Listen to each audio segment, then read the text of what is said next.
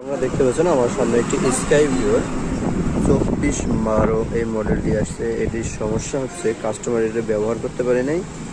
এর যে চার্জ দেওয়ার ক্যাপাসিটি এটা অনেকে জানে না, আপনারা দেখতেই পাচ্ছেন। এর আমি সুইচ দিচ্ছি, চালু হচ্ছে না, বাকি দিচ্ছে। এর যে পিছনে একটি সুইচ আছে দেখতেই পাচ্ছেন, এই লাল কালো সুইচ অন অফ। এই যে এটা আপনার অন করে চার্জ দিতে,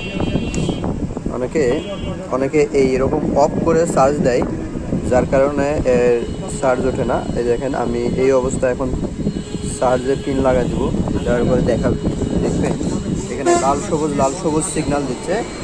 এই লাল সবুজ সিগন্যাল দেওয়ার কারণ হচ্ছে যে ব্যাটারি সংযোগ না পাওয়ার কারণে এখানে এই সিগন্যালটা দিচ্ছে। আমি যখন এই সুইচটা অন করে দিব দেখতে পাচ্ছেন আমি অন করে দিয়েছি। এখন দেখেন বাতিটা লাভ হবে না, তার মানে এখন চার্জ হচ্ছে। এই অবস্থায় যদি চার্জ দেওয়া হয় তাহলে ব্যাটারি চার্জ হয়ে যাবে। তো অনেকে এই ভুলটা করার কারণে এই ফ্যানটি ব্যবহার করতে পারেন না সঠিকভাবে। তো আশা করি ভিডিওটি শেয়ার করে দিবেন, যাতে এরকম যারা মডেলের ফ্যান কিনেছে তারা যেন সঠিকভাবে ব্যবহার করতে পারে। এই ভিডিওটি দেখে ধন্যবাদ, ভিডিওটি শেয়ার করে দিবেন।